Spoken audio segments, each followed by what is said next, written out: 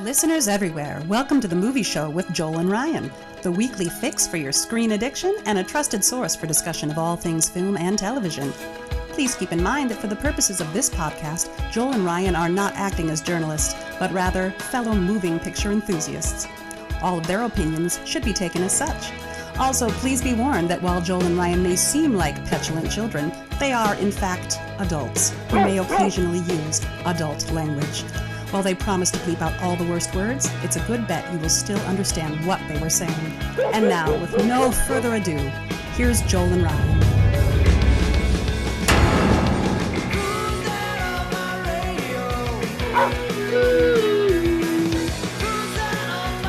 Oh, hello. That's right. Welcome to the Movie Show with Joel and Ryan. I am Joel. And I'm Ryan. And of course, we have our good friend Shauna back. Yay!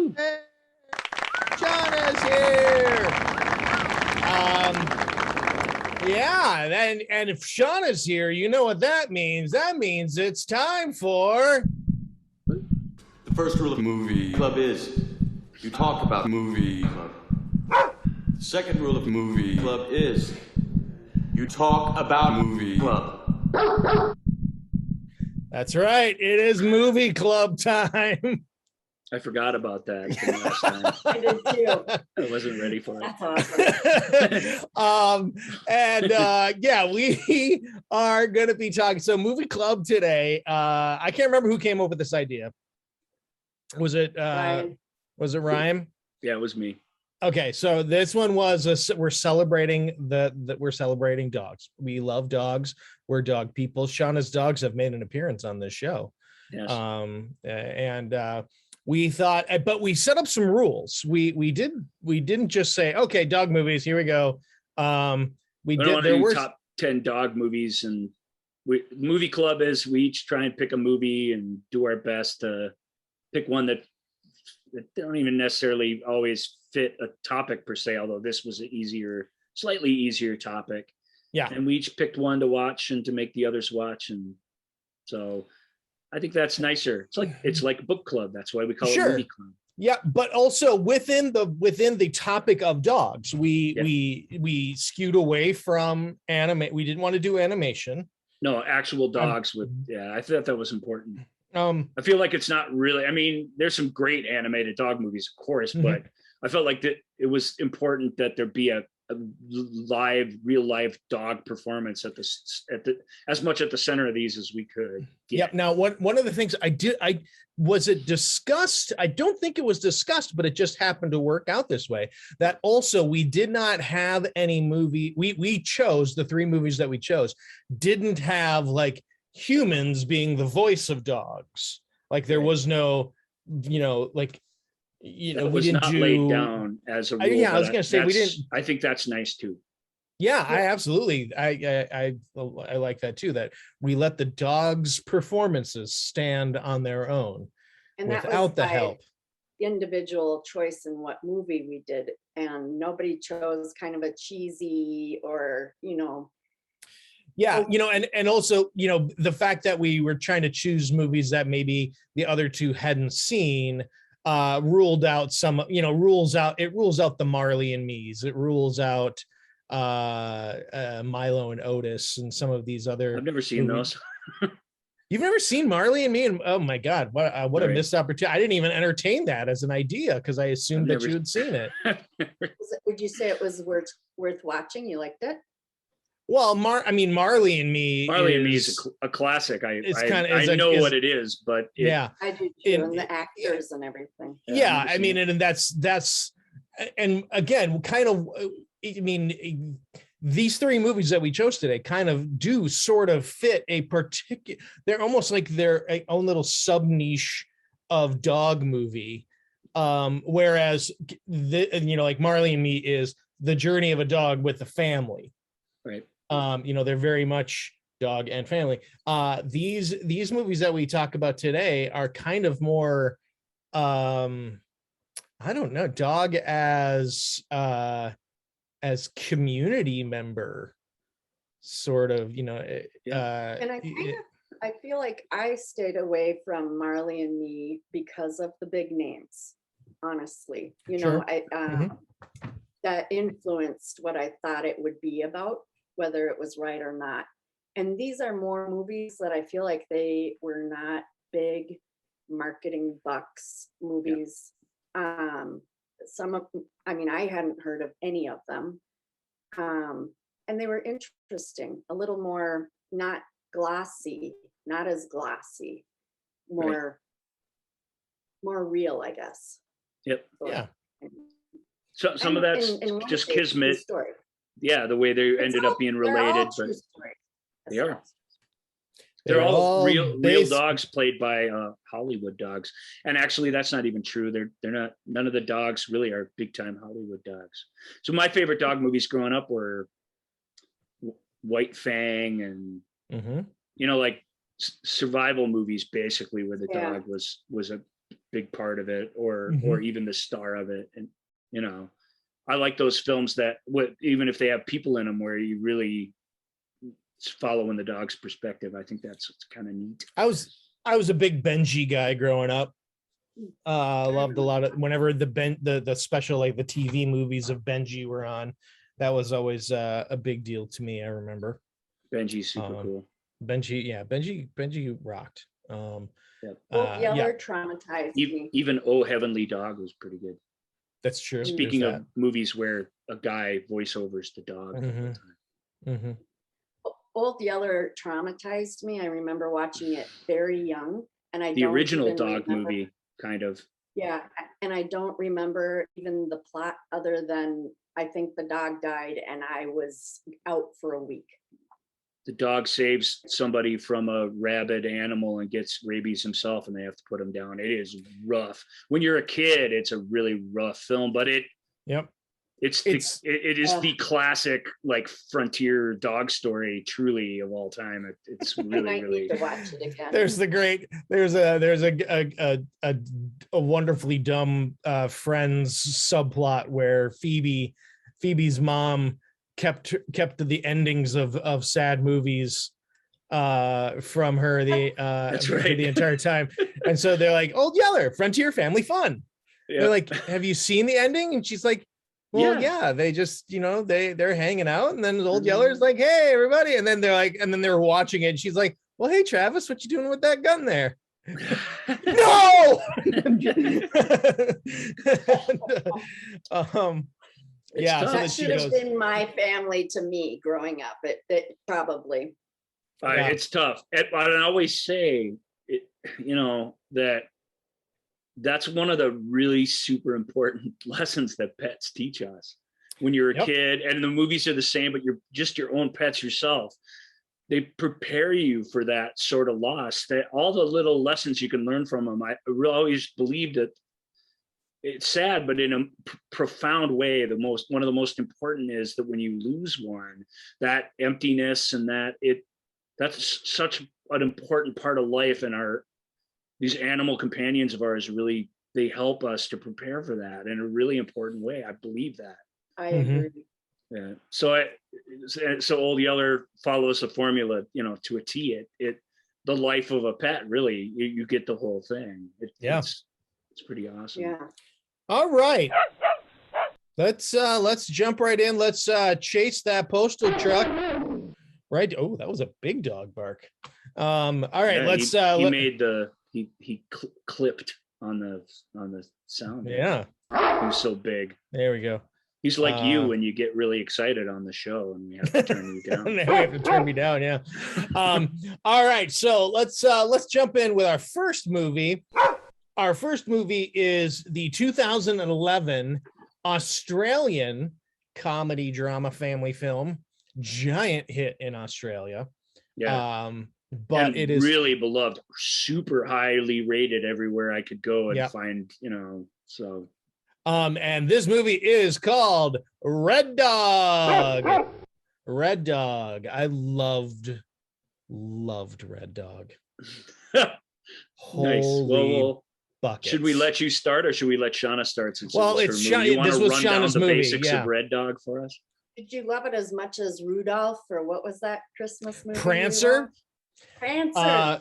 Prancer. No, Red Dog could go ahead and drop a giant red deuce on Prancer for all I care. Let's not bring that into this. Goodness gracious. No, That need to be edited out. The word. Well, so good job.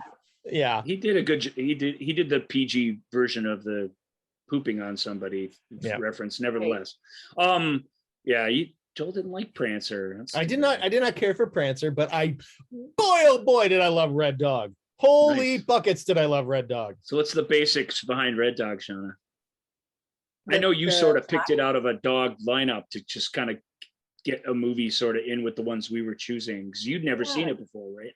I had not seen it. And so when I was searching movies, what to watch, I kind of looked at, I think it was called Eight Below with Paul Walker.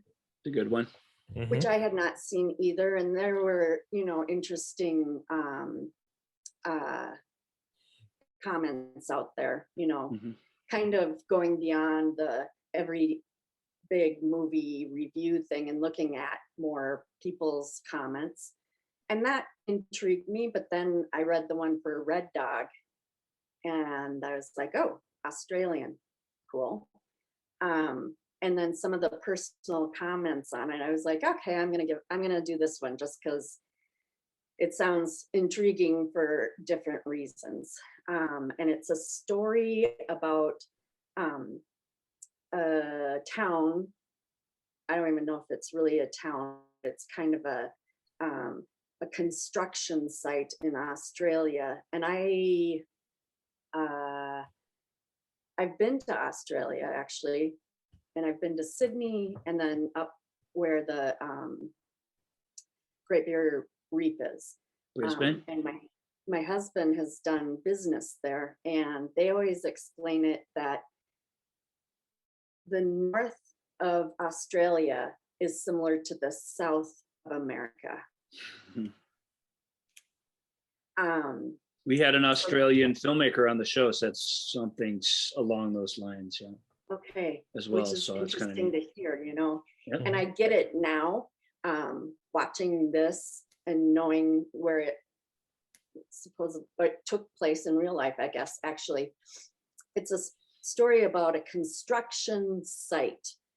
And they don't go into it a whole lot, but it's like a construction site with kind of a community loosely built around it, very loose. Like an old logging town, essentially, if you think about it that way, where the town really is there just to support the business that's there. A ton of guys and like 3 women. Right. So it starts and it's about this dog, and the dog is sick, and this newcomer comes and starts asking about the dog, and it goes through the history of the dog through all of the different townspeople's memories and their version of their interaction with this dog.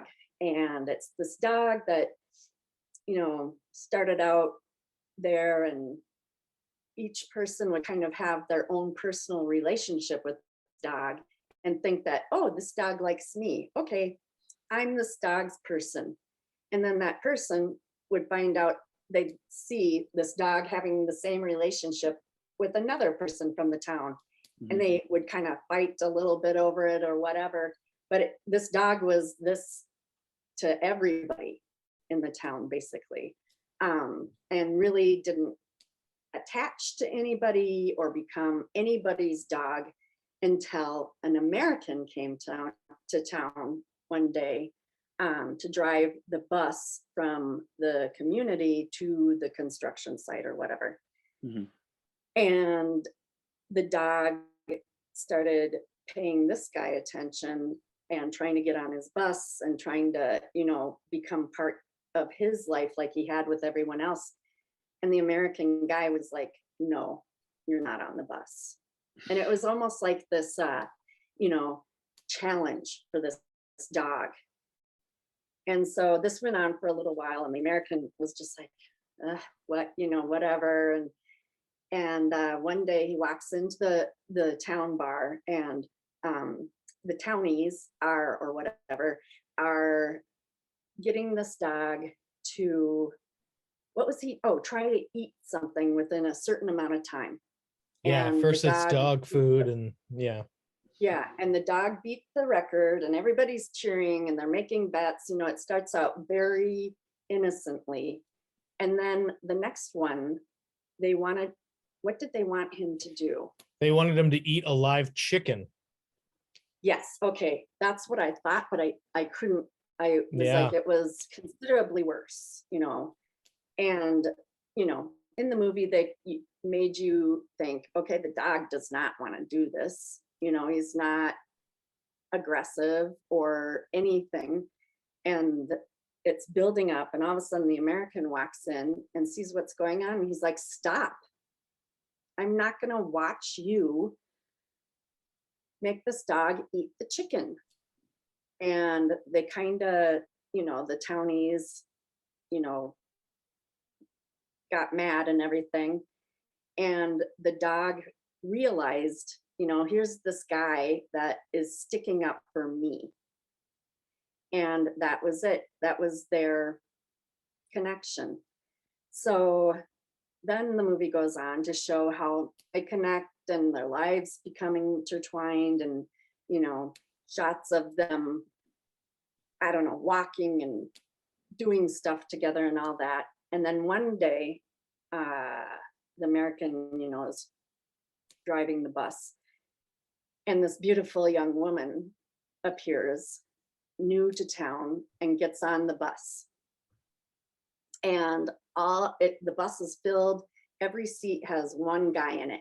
And at the same time, they all move over to give her room. And the only other seat without a guy is the front seat where Red Dog now sits. It's his place of honor. Yeah, sorry, I don't want to make you lose your momentum, but Josh Lucas is the guy who plays the American bus driver. Yes. Rachel Taylor is this woman that getting on the bus right now. And there's a bunch of different characters in it. There's this ensemble of people who's the dog's life affects. Those two are really important. So I want to sneak their names in there real quick. Thank you. And I was surprised to see Josh Lucas, you know, I was surprised to see an American name there. So this woman gets on. The American is not on the bus yet. And she gets on, all the guys scoot over, because there's no women in this town, hardly. There's no young women in this town. There's certainly not anybody as pretty as this young woman. Right. And so the only other seat for her to sit in with somebody is this dog, and he's sitting there. And she tells the dog to move over. And the dog, you know, no. And all the people are laughing, you know, the guys are all laughing and all this. And what basically happens is that she talks to the dog and convinces him to move over. And she sits there, and everybody is just like, whoa. And then on comes the American. He sits down, he's ready to drive, and he realizes something isn't right. And he turns around, and there's this beautiful young woman sitting with his dog. And that was it. So that's, of course, they fall in love, and it's a beautiful story and all of this, until the American dies. Spoiler alert for Red Dog. Right. Mm-hmm. So the American dies, his but it's kind of not something you can really discuss this film and our next film without really discussing and spoiling. So and I don't think it'll ruin what happened. I won't, you know, set that exactly. up. I don't think it'll spoil the audience's fun with this movie by ruining that either. You kind of have to drop that to to talk about what it really is, what the heart of it is. So. Right. From a dog's eye view, anyway. Right. Sorry, I'm gathering my thoughts, because there's different things to this, but and what the main story is. So the man dies, and the town, you know, at the funeral, they bury him. And nobody realized that Red Dog wasn't there. He didn't know what was going on, anything, for like 3 days or whatever. And they show that Red Dog had been at the American's house waiting for him this whole time. And this is what gets me, even though it's a very lighthearted show, these are where, you know, the tender heartstrings start pulling me in. And so this dog is waiting for his person who never returns. So then the dog starts this journey trying to find his person. And he goes to the construction site. He visits everybody, you know, construction site, businesses, bar, hospital, everything. And everybody looks at the dog and shakes their head, you know, no, he's not here. So after a while, the dog decides to expand his search and starts traveling across Australia and then further into other countries. And, you know, they show bits of this where he is looking and people looking at him like, what's going on, you know? And he gets to Japan and then he comes back and goes back to the woman that was in the relationship with the American.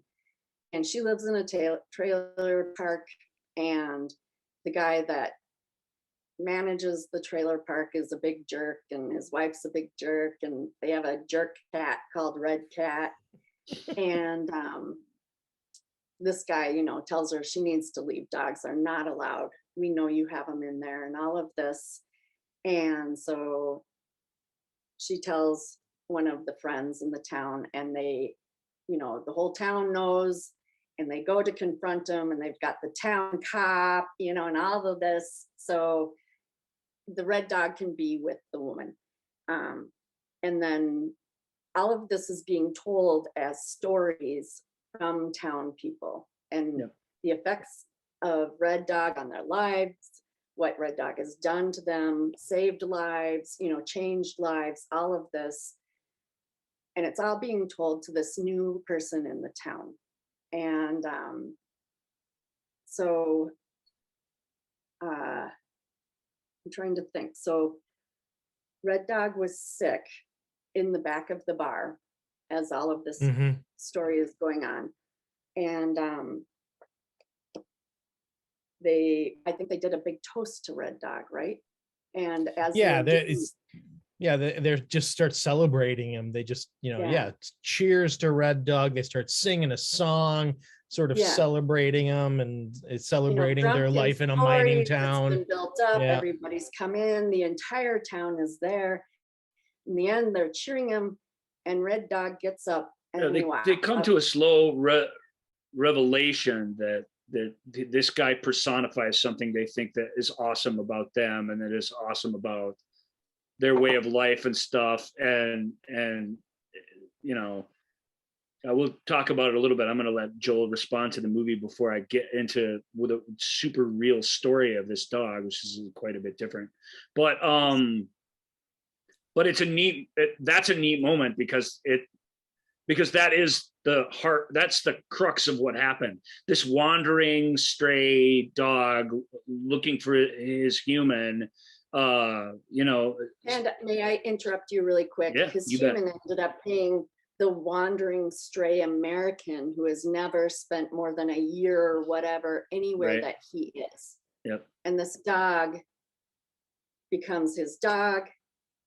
He becomes this dog's person. He meets this woman. They fall in love. The dog accepts the woman, and he all of a sudden has a home. Both of them, the American and the dog, they fit. Right. But but Red Dog really is this wandering spirit that affected all these people in all these different and unique ways. So the community does sort of take ownership of him, and it decide in this moment to celebrate and to sort of quantify the legend of Red Dog and the story of him. That's why it still endures, and they even create this monument to him. Yes. And so I'm not gonna spoil the exact ending of the thing, because I think that's one of the joys of watching it when you get to when you see how it sort of resolves itself. But there's the Red Dog statue. Nope, let me go I'm this way. sorry. Hey, Red Dog. Hello, Red Dog. You have to spoil everything about it. Is that what you're saying? Well, because I want to talk to the Australianness of the sure. movie as well. So yeah. I'm sorry, you guys. But anyway, so as they come to this built up celebration, everybody's realized what this dog has done for them, and that the dog basically is the town. And as they're doing this, Red Dog comes out unnoticed and walks out the door. And one of the townspeople goes back to check on him, and he comes out and he says, Red Dog is gone. And they all think that he died. And he's like, no, he's gone. He's gone. Left. He's not here. Right. He's not in the bar anymore. Yeah. Right. And so they go on this big search for Red Dog all over until they finally go to the American's grave. And they come on Red Dog, and he has died. By the way, I'm crying watching it. Oh, me. Oh, please. Yeah. It was, I wept openly. So I do have to say that the first part, when the American died, I will watch movies on the elliptical at the gym with my ear pods or whatever they're called in. I'm getting all misty-eyed, and I'm looking around, I'm like, oh my God, I'm gonna cry at the gym. But I managed to keep it in, and then I came home and I finished it. And then when Red Dog, they discover him dead, I am full on bawling. I'm like, oh my God, I'm not fighting it. So they find him, laying at the gravesite. And it's just the sweetest position of the dog. It's a dog waiting for their owner or being with their owner. And if you have a dog, you recognize this, I'm going to cry now. Oh my God. And one of the townspeople, that you've gotten to know and, is involved, walks up, takes off his shirt and covers the dog. I mean, it was very simple. Yeah, and Rachel Taylor's line is, it's okay. She kind of puts her hand on him and says, it's okay, you come home. And oh God, I'm going to cry. She puts her hand on the dog. I wasn't going to spoil that part, but since we went all the way to the end, that was her. I believe that's further. Yeah. So did she said you're home now, right? Yeah. Mm-hmm. Yeah. So anyway. Well, that is the very sad part, but it's not done yet. Hold on, Joel. Oh, okay. I just a little bit more to the end. There's just a little bit more. It turns out, that the newcomer to the town falls in love with the woman. They fall in love together, and that's kind of the beginning. And then they get a new puppy that looks like Red Dog. So the reason I needed to say this is because I am now convinced that Australians need a happy ending even more than Americans. It might be true. I really think so. Yeah, it might be true. Okay. I'm done. Sure. Thank you. Yeah, no, although even Old Yeller has Little Yeller running around at the end so that you can leave the theater with a pep in your step. I was too traumatized to ever. You didn't get that far. You didn't get to see the puppy footage. I probably did, and it did not connect. Didn't help. I was done. Didn't help. Don't you throw a puppy at me. I'm not ready yet. I'm not ready for a puppy. That's a common theme in dog movies as well. The next dog is a thing, but there's a time where it's not appropriate. Yeah. So I get it. Yeah, it's like, I don't want to see you all moving on. Right. I'm still I haven't moved on yet. I'm not ready for a happy ending. This is way too soon. Yeah. I need a story. Yeah, I mean, I gotta say that was one of the things I was after John died, and when and Red Dog goes on his search, and he's on his search for his master, and he's going all around every place. I just kept going, why won't someone just bring him to the gravesite? Maybe that's all it needs. Maybe that's all he needs. He just needs to know. Maybe he'll get, oh my God. And then I'm like, then we get to the end, and I'm like, oh, there you go. Okay. All right. It needed to happen because now I'm bawling. Yep. And I'm like, okay, I guess that is a good ending to this story. Sure. But I was like, oh, we could have been out of here 45 minutes ago. He didn't have to go all the way up to like Brisbane. He didn't have to go to Darwin. He could just hung out and just, oh, grave. Okay, cool. Well, let's move it. No, I mean, like you said, Sean, this movie, is told in like these little vignette stories, and through, so these stories are about Red Dog, but through those stories, you get to know this eclectic group of mining guys, as they say, it's like, they come here because they are following money and they have nowhere else to go. These are all like this hodgepodge. They have a skill set, and they follow that around to wherever the next dollar can be made. Yeah, so you get Americans and Australians and Italians and Germans and Poles, and so they're from all over the world. They're just in this town, all living together, working, and it's the dog that binds them, and brings them all together. And again, yeah, it does. I mean, it has a great cast. Noah Taylor. So when I first saw it, I'm like, Noah Taylor's in this. Oh, so this is going to be like a Noah. He's kind of the first guy you see, right? Is he like he's the first guy you see. Yeah, and so I'm like, oh, this is going to be kind of like it's going to be his meaning. Or what's that? Which one is Noah Taylor? Noah Taylor. He's the bar owner. He's the first couple that you kind of see with Red Dog. It moves on from him. He's and that's what I thought. I'm like, clever this is in the way be... it just as a movie thing, it introduces us to somebody recognizable, so that we thinking it's going to be about him. Yeah, we think it's going to be a more conventional story, and that we're not going to kind of follow the dog from people to people. He doesn't leave the story per se, but he becomes a very supporting part of the story. Yeah, exactly. Again, he is a community dog. That's what I mean. I love it, and that everyone just accept. Eventually, like you said, they all have these like, he's my dog. We're like, no, he's not. Well, let's let the dog decide. And they realize, oh, the dog's gone. He's moved on. And so they just accept that. And then when John comes along, when Josh Lucas comes along, and they're like, and Red Dog's like, and they're like, oh, okay. I guess he's found his dad. He's found his master now. Yeah. Right. It's interesting. It's almost like the dog narrated all of these characters' lives, or who they were, or why they were there, or what was interesting about them. It wasn't even about the dog. You didn't know his background. You didn't know anything. But as he went to each person, you found out that, okay, this really, and you have this version of this person that you see in the bar that all the other townspeople know, and that's it.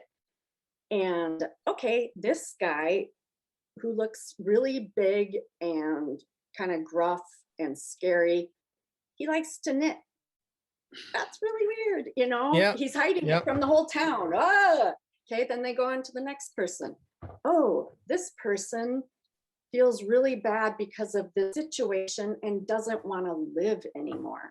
And not to spoil anything, I don't think I do, but Red Dog helps him get out of that and saves him and realize everything. So it's really the story of the group within this town, of all of them, of their lives.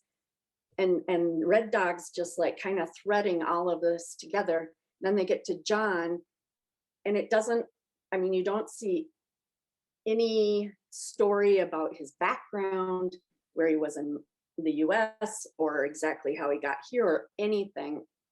That became just the relationship between him and the dog.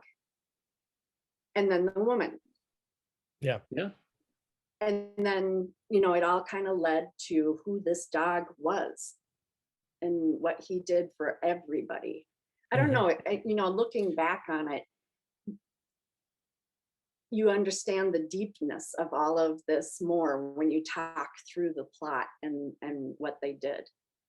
Yeah, the dog was whatever the people needed him to be at that time. He helped them. He helped them find whatever it was that they needed. So dogs are largely. Yeah. He was that person's dog for that bit until he met the American who didn't need him. And it turned out the dog needed the American, and the American became that dog's person. Right. But through that, it like solved the American's problem. The only time Red Dog had a story for Red Dog was his battle with Red Cat. Right. And that thing was bonkers. And I gotta say, this CG animal fight was really stupid. And I thought that the light romantic comedy in the middle of the movie also was kind of weak. This is a film that almost like transcends its trappings and becomes something really special, because the story of this dog is pretty special. But as a movie, you guys, there are things in it that it's just like, that's the easy way out. That's the biggest cliche thing you can do. This is the most unrealistic animal fight and most like cartoony, to the point that we don't have to even confront the fact that maybe they would have a fight. It's also a sort of lame way to solve that particular problem. So there's things about it I don't really like. You know, Red Dog really did live. It really did affect this working class community in a very profound way, and in a very true story, in that this drinking fest, they all just decided Red Dog's the thing. It's that, you know what I mean? They came to this realization that that's what the thing they wanted to represent them, and people make pilgrimages to that statue to follow this legend. But there's things about the real life story that they left aside that are unfortunate. He did get sick. He got poisoned actually, and they had to put him down. And that's what happens to stray dogs. I had a dog that's exact same thing happened to. It's a common story. Even a dog you adopt, a stray dog has something in them. They have a wandering spirit in them that you never really can cure. They want to be out there on their own. They want to wander around a bit before they come home, and you kind of have to accept that. But there's dangers. Dogs get into all kinds of stuff. People throw all kinds of dangerous crap away in their garbage, or they try to hurt dogs sometimes, or literally deliberately try. As a dog owner, and you're walking them anywhere, it's like, I know of people who their dogs have been purposefully poisoned in a dog park because there was a poisonous something left there. You know, right. I mean, that's extreme, but it's the possibility, and you always are like on the watch for these dogs. I enjoyed Red Dog very much, but I thought some of those real details that were the harder part of the story, if they would have had the courage to integrate them into it, they might have had something really remarkable. And as it is, it's a lovely dog story. I mean, it really is kind of wonderful. It's very fun. It passes the time easy and moves along, and the people are appealing, and there's even redemption for the dog fighting people, you know, like not completely, but there's this idea that we're all kind of making our way and you know what I mean, and doing the best we can, and we make off mistakes. Yeah, we fall off the path, and the dog sort of shows us the way back. It's neat. I like the metaphor of it, but I wish it had some of the darker details in it. Honestly, that's what I wanted. It's interesting because I thought this as well. I mean, I thought it was quite slow at times. I mean, some parts I was just like, okay. Well, you're the one that doesn't like romantic comedies. And I mean, the whole middle act of this movie is these two people falling in love in just a very corny, and we've all lived through this before sort of way. As a romantic comedy, it's intolerable. But Red Dog, what I liked about it right when you're getting bored with it. Short.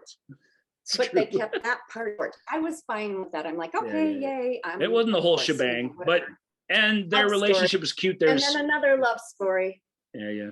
But I thought a little bit slow at times. The cat and dog fight was beyond annoying. Like I didn't even watch really dumb. it. I was like, what is this? Ugh. There's no excuse for a story that's trying to tell you something meaningful to have a moment like that in it. I'm sorry. And the whole thing didn't didn't need to be there. The whole red cat plotline didn't need to be there. But I would like to make a point that this is where I'm like, you know what? Australia is different than America. Right. Americans would never even put up with this, you know?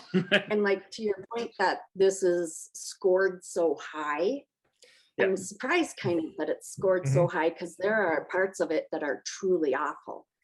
And like you said, the storyline and, you know, the main thing pulled it off to something really where I was crying. You know, I wasn't expecting that. But then I think about the Australians, you know, they've got a funny sense of humor. Their whole country kind of has very different, weird sense of humor. And you kind of just got to get on board. You know what? You're not going to understand it. Some of it is going to seem really absurdly stupid. But what they get right, they get really right.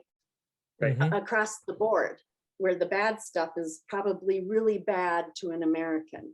Well, and it's, I don't know if it's really bad is what I would say, but you're right. There's a cultural difference when you're watching it that is profound.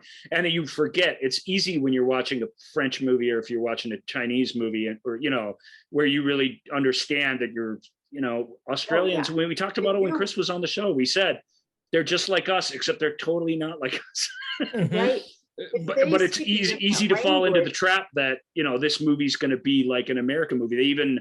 They even got an American at the heart of the thing, and in a way that also I don't think it really follows the true story very well. But they did that to appeal to a broader audience. And because it's a movie. Right. Red dog, red cat fight is very Australian. It's very corny. It's deliberately that way. We don't really want to see them tear each other apart. So they give us this old Roadrunner cartoon version of a fight. Right. I mean, I get it. I just, you know what's and, really and I weird? guess I will say real quick. I will say I think the reason why I accepted it, maybe easier than you guys did is simply because these were stories being told, you know, second, third hand, you know, like it's the embellishment that happens when you're telling it. The fish tail, and it was like, So I think that's probably why I was, because again, it is dumb and absurd and it's crazy, but like you said, they're not actually going to show a dog and a cat in a real fight, and you know, and it kind of becomes a folk tale part. I question, like I said, you know, the whole movie is essentially about these townspeople and their story and how Red Dog helped them find whatever it is that they needed to find. The whole Red Cat plot line doesn't need to be in there. Wasn't needed. It's unnecessary to the whole story. It's just literally there as sort of like this weird, weird.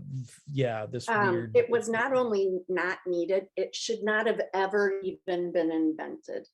Right. I mean, some things are to, you know, help the storyline along, like a romance or unless for some reason, as part of the legend in Australia, there's this, you know, there's this part of the legend of the friendship of Red Dog and Red Cat that, you know, plays into it, or so that we're just not privy to because we aren't Australians and didn't grow up with that. So well, we're way more than a third of the way into the show. So Red Dog, final thoughts.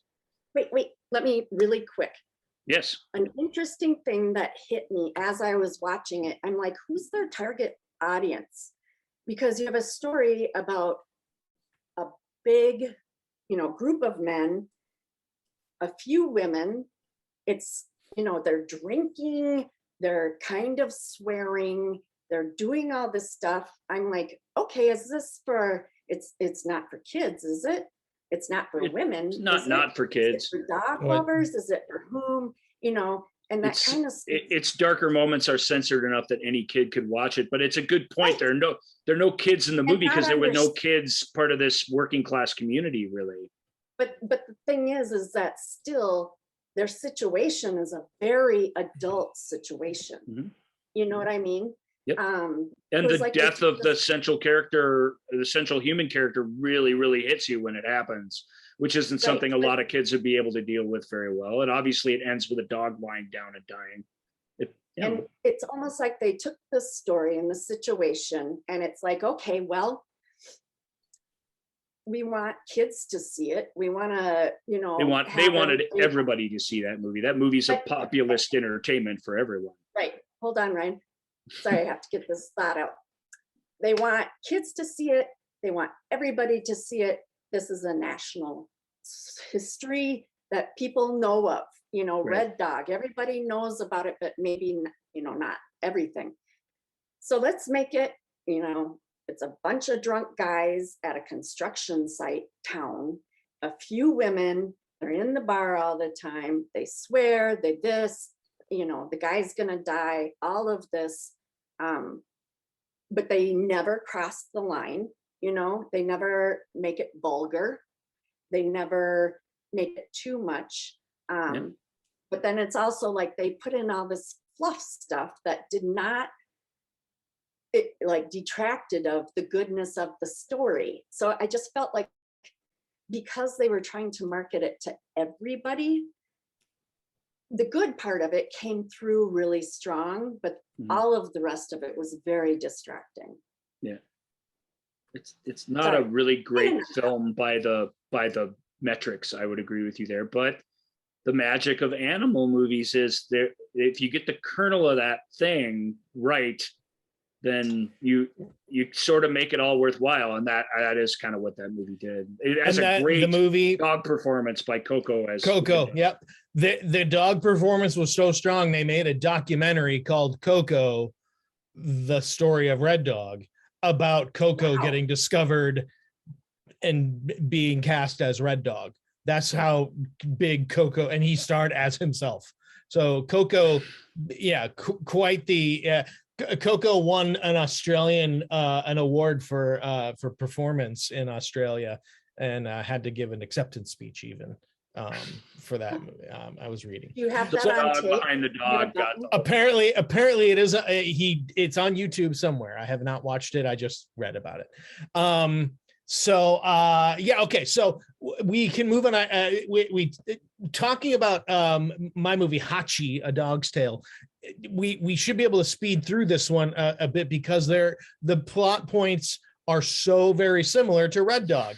They really are. Yeah, Hachi, A Dog's Tale is a Lasse Hallström film from 2009. And kind of around the same-ish time. Yep, and it's the story of Hachiko is actually a Japanese story, and it's a beloved Japanese story of this dog, and it's been Americanized, and it works as an American, you know, because it's the same. The beats I agree, and the spirit of Japan still survives in very key ways in this film. Right. That sort of philosophy, that look. The snow, there are certain things that it captures really, really well in that, even though, yes, it's obviously completely Americanized. They've moved it from Tokyo to Rhode Island, or outside of Tokyo to Rhode Island. Outside of Rhode Island. Outside of Rhode Island. Outside of Providence. And this, however, is, I mean, there's a stray dog who was, you know, we come to find out was shipped to it kind of lost in transit and was a stray dog. And Richard Gere plays this professor who comes across standing on the rail station just as this dog gets free. And and he's like, okay, they have a meet cute on the rail station. They have a cute, and exactly. And so Richard Gere, takes him and takes him home, and next thing you know, next day there's the dog waiting for him again. Pretty soon the dog is going with him to the train station and greets him as he Joan Allen plays the part that's usually the killjoy, shrew wife. But it's really great that this movie it keeps her real. Part of it's her. Joan Allen is top notch. I mean, just really, really good. So she's not going to show up and even if there's a cliche on the page, she's not really going to do it that way. But part of it is that character is given a lot of room for growth and stuff too. Is she allergic to dogs or something? I must have missed that conversation. Because Hachi ends up being an outside dog. He doesn't really come into the home very much. He lives out in the shed. Mm-hmm. She's like, you can't keep this dog. There's this great scene. Sarah Romer plays Gere's daughter, and her are watching him from the kitchen window trying to teach Hachi how to play fetch. And this particular breed of Japanese dogs, this is funny whether you know this history or not, but this particular breed of Japanese dogs are really they're really prickly in a weird way. The trainers, in fact, were terrified to introduce the three dogs playing Hachi in the film to Richard Gere because the dogs either like you or they don't like you, and they don't change their minds. So obviously, if they like him, this is all going to be fine. If they don't, we can't. They have to literally find three new dogs or at least two new dogs. So that's fascinating. And they're like that in real life. They very much are. They attach themselves to you in this way or that way. They're very much. They choose their owner and not the Akita. Akitas choose their owner, and the owners don't really choose them.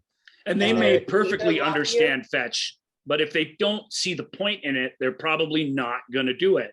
They're weird that way. They're not compelled the way other breeds of dogs are to follow that thing and go get it. And then whether they want to give it back to you or not, that depends on the breed and the personality of the dog too, or is it just keep away, right? What? Really quick. And that's a big thing about dogs, that if you're not a dog person, you just don't get it because you haven't experienced it. We have two Beagles. Yeah. Everything about them is in their nose. They have been bred since the beginning of Beagles to hunt rabbits and hare. So there are things that you cannot train out of them, and you just have to know it, and you have to change yourself for them. Correct. I can't let my dogs off of a leash ever. Right. They cannot, they can't be free ever, because if they take the scent of something, they will run after it and we'll never see the dog again. It's like this dog. You know what? This dog was not bred to fetch a ball.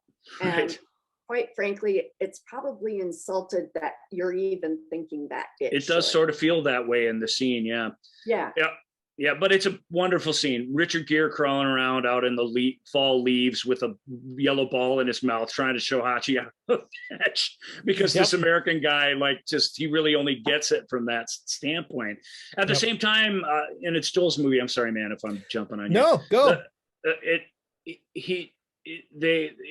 They connect in a very real and profound way.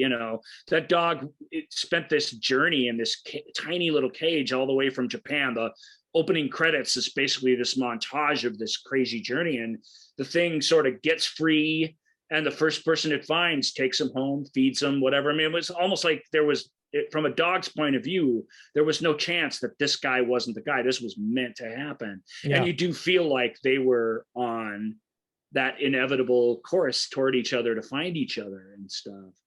And it's neat. He commutes to town on the train every day, and he goes to this train station. Jason Alexander plays the guy at the train station very memorably. The great Eric Avari, who plays the hot dog vendor there. And there's this. It's very much like Red Dog in that it's a much smaller world of the story and a much smaller little group of people. It doesn't feel as expansive as the Australian outback, obviously. The cast list is very small. but you do get to see the dog's effect on these people. Also, who's the Japanese actor who explains this, what breed of dog this is to Gear, and he's so great. Yeah, Kari Hiroyuki Tagawa. Yeah, really cool performance by him. And he obviously he brings the Japan to the thing, and I think it's in it, but he really brings it in a tangible way. He has a thankless role as Johnny the Explainer to us, the audience, to our hero. But he's something about Carrie. He's just a sage character, that can be annoying, but in this film, it's really soulful and very, very cool. Yeah. And I'll let you, it's your movie. So big spoiler alerts for Hachi. I'll let you. Yeah. I mean, and very much like Red Dog. So, like Ryan is saying, he's trying to get this dog to fetch. Well, one morning, Hachi decides to fetch. Well, and basically he's jealous of the relationship this guy has with his wife. His whole outlook and stuff has been rejuvenated by this dog, and he brings the romance basically back into his marriage in this really delightful scene. And Hachi sees this and he's like, geez, I better start fetching stuff. I better start doing something. Yeah. To get back on equal footing with this guy. It's really cute and funny. Yeah. Richard Gere has this ball that he finally is fetched with, and he's like, okay, well, I got to go, puts the ball in his pocket, heads off to school. While at work, he's a professor, while at school, he suffers, I think, an aneurysm and dies. While he's giving a lecture. Really, as far as weird, sudden death scenes go, because we don't experience it in Red Dog. And I think in a wonderful way. That was a really neat thing about the way they discover that this thing happened, and they don't really show you much of anything. I'm not even going to reveal the cool image that they do show you, where you as an audience member suddenly know everything. But as you guys know, I love that sort of visual storytelling.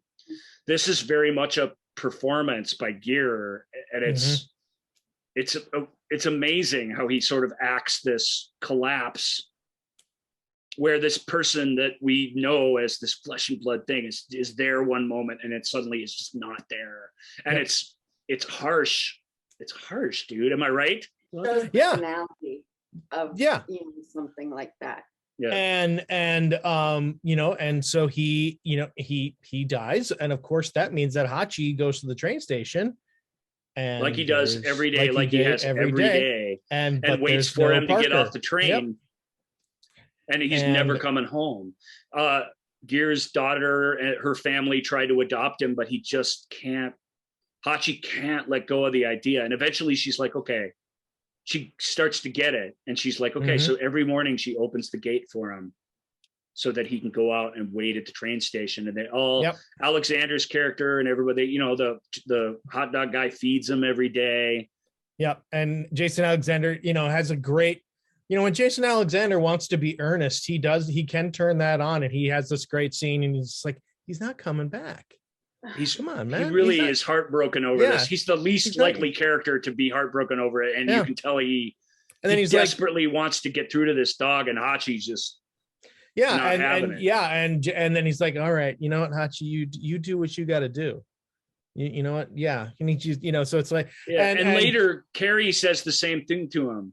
I wish you wouldn't always be waiting, but if that's what your soul's journey is, then you must wait. You must always wait for him. I understand. And it's just. Yep. And so we cut to 10 years later, and Joan Allen's character Kate goes to visit his grave, and they're coming back, and Ken, who's Carrie, is there too, and they come back and they see Hachi's still there. Hachi's still waiting at the train station, and Joan at her Joan Allen-y best, she's just like, excuse me, she just, she's like, I know, Hachi, look at you, and it's like, can I just wait here for a while with you? And it's just like, oh, come on. And they're sharing feeling. We're only human. What are you doing to us? Come on, Joan. Don't do this, Lassa. Don't do this to us, Lassa. And then we get that, we get the great, then all of a sudden Hachi's sitting there, and then all of a sudden Richard Gere comes through the door. And it's, and that's when we know that, okay, Hachi and Parker are back together again. Hachi has passed on. Totally. And of course, all of this is, and we get the little dog ending too again, because this whole story is sort of being told from the grandson's point of view. Or the grandson is telling a story of who is one of his heroes. Hachi is one of his heroes because it's taught him about loyalty. And even though he didn't know his grandpa, he feels like he knows him through Hachi and the love that Hachi had for him. And then of course it ends with the grandson walking with this little Akita named Hachi, and off they go. And it's like, damn you, we're not ready for another dog yet. Not ready for this. Yeah. But it's great. And of course, some Hachi, people, they didn't do it by accident. Some people need that really, really bad. Some people these need guys that, who make these movies, they know what the audiences need. I think we're all on the same page that we're not ready for that yet. I get it. I totally do get it. I think a lot of dog people feel that way. I mean, if you think about it, I mean, maybe there are dog people that really need that. But if you've had a dog, I suspect it isn't. It's for the non-dog people that just want this, that want to see the life cycle continue and blah blah blah. Like that is the rest of us and my late father-in-law had a very, he was a farm kid, and so he had a very different relationships to dogs. Dogs were workers. Dogs were and they were outside things. And when the dog passed away, it was, the death of a beloved family member, but that was also a worker. And so it's like, okay, now, we got to go out and get another worker now here too. So it's like you mourn it and then you keep going.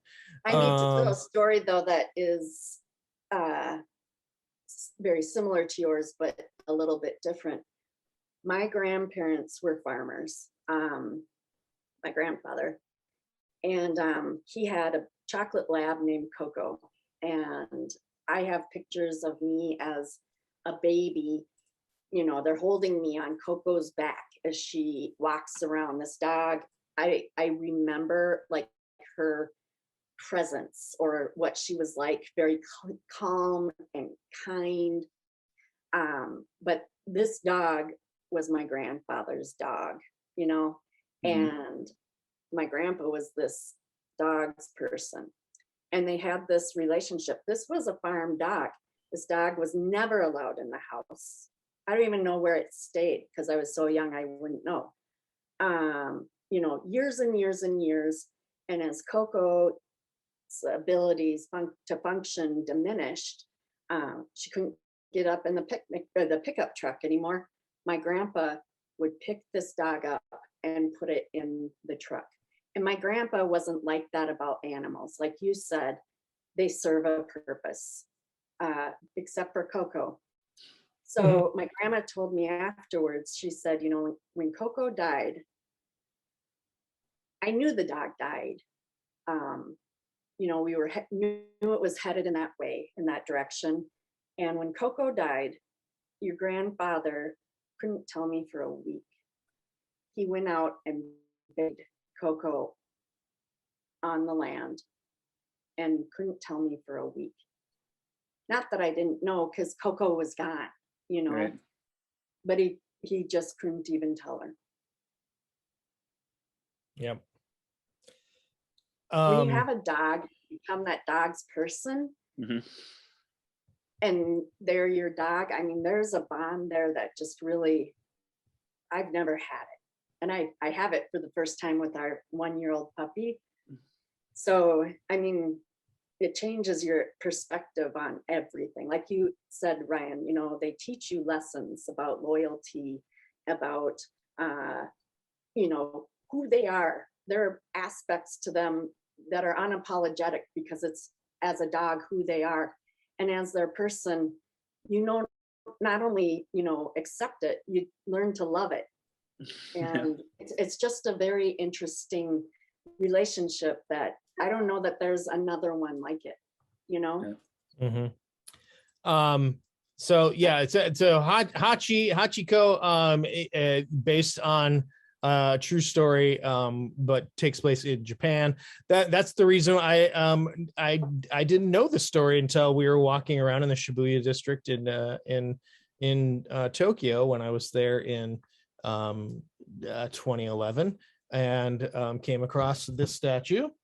On the visual feed, I just have the picture of the Hachi statue, and there's on it. There's actually there's a whole inscription that's in English, so to explain it to English tourists, English speaking tourists of the whole story. Yeah, it was very thoughtful of them, and you're like, oh my god, we're reading. It's very Japanese, very polite. Yeah, a few of the people that I was with had heard of the movie because the movie came out a couple years earlier, so they knew of the movie, and I'm like, oh my god. So as soon as that was one of the things we did, what I did when I got back from Japan, is I showed Jennifer this picture, and then we're like, okay, well, we got to watch that movie, and it is. I mean, it's schmaltzy. It's it's manipulative. It's all tug at the heartstring stuff. It's like all of Lasse Hallström's movies. Before I let you wrap up, though, let me just say one thing about it from a movie technical standpoint, because it's a much better made movie than Red Dog as a movie, because Lasse really, really knows what he's doing. He keeps the camera on dog level almost the whole film. It's so the dog's presence and the amount of bravery they're brave with the pace of the thing, and they let the dog take the scene over and over and over again in ways where he's not even really necessarily doing much that's special. But just so that you get that feel, the flow of a dog's life, like Shauna said, the animal things about them, that they are fearless about accepting. And yeah, exactly. It's just very, very cool that we get, even though the story is told by a guy who didn't know the dog, their dog moments are quiet and slow, and there's a ton of them. It's a huge portion of the film where it's just Hachi and no one else. Yep. And it just becomes because there's not that busyness, there's not the romantic comedy, there's not the gags and jokes and stuff. It not that any of that's necessarily bad, because I think Shauna's right. It's sort of uniquely Australian in that way. You got to have all that. Lasse's, Scandinavian, and he's from the sort of Bergman, era of storytelling, and his films are much syrupier than that, so don't get me wrong, but the visual part of it, he does understand. You can just shut up and show something happening. All his best movies have that Cider House Rules, and you just go through the whole list. Well, maybe we'll do a Lasse Hallström show sometime. He's certainly worthy of it. With Shauna saying, I'm going to be on that show. We already have to have Shauna on the Christopher Guest show, because we wouldn't let her do Best in Show for the dog show. So, one more episode and she gets her own. We'll be putting in Shauna up here on the Is that right? Thing. That's where that's where it happens. Yeah, so about episode Jimmy. 4. It's going to be pretty exciting. Yeah. It's anyway, a regular thing now. You better plan for it. He's a classicist in the way he frames things, and the way he shoots things, and the way he tells stories. And Hachi has that, and even though he's not an American, even though he's certainly a successful American film director, he's certainly not Japanese.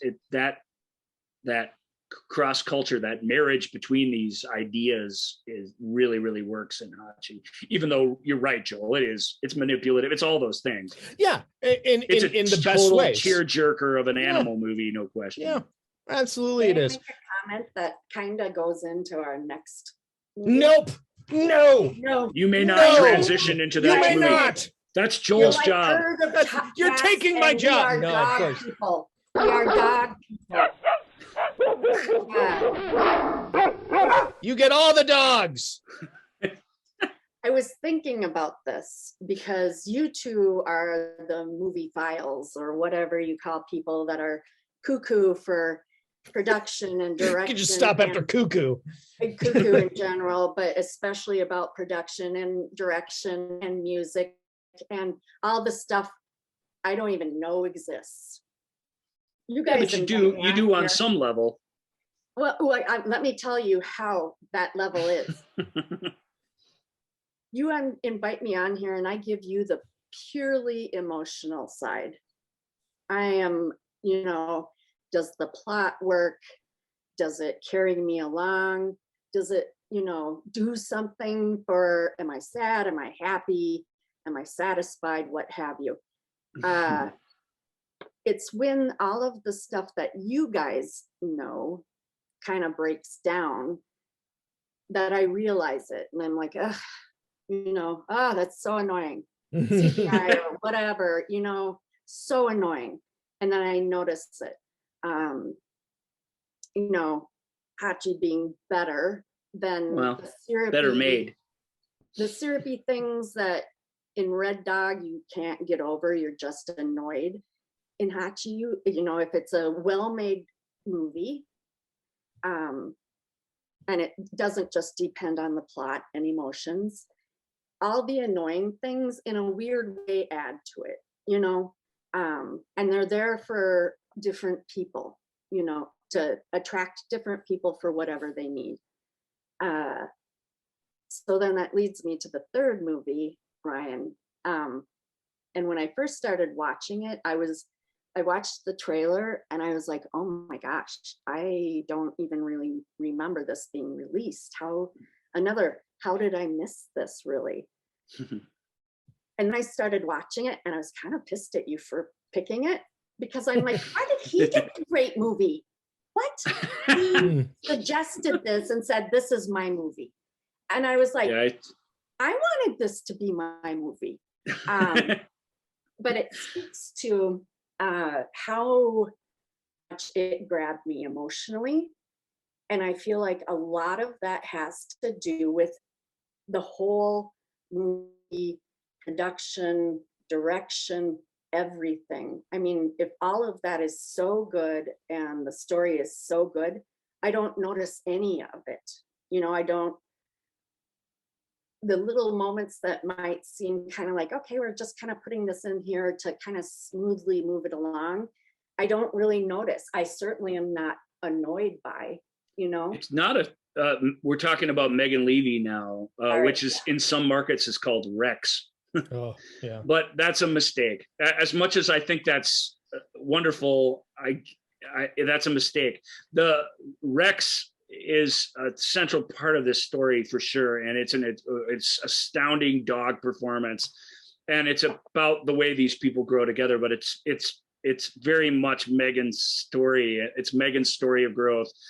It's significant that because there's plenty of both, but the dog movie or the dog story really is sort of a man's best friend thing, right? That's the cliche. This is this is a war movie for a good portion of the time, not the whole time, but a good portion of the time. And it's a very feminine story. It's directed by a woman. It's a woman's true life story. And